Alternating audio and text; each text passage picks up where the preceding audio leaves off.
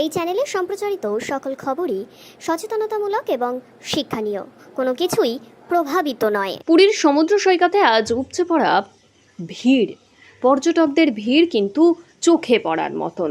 দেখুন সেই ছবি।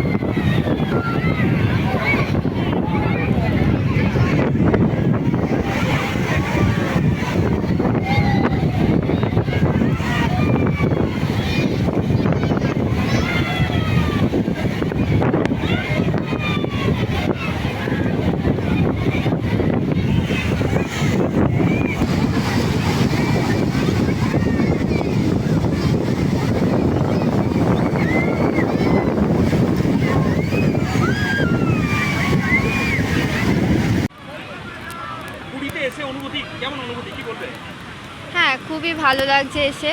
আমি বর্ধমান থেকে, বর্ধমান নয়, হাওড়া থেকে আসছি। কালকেই এসেছি সকালে। কালকে এসে অনেকক্ষণই সমুদ্রে কাটিয়েছি, খুব ভালো লেগেছে।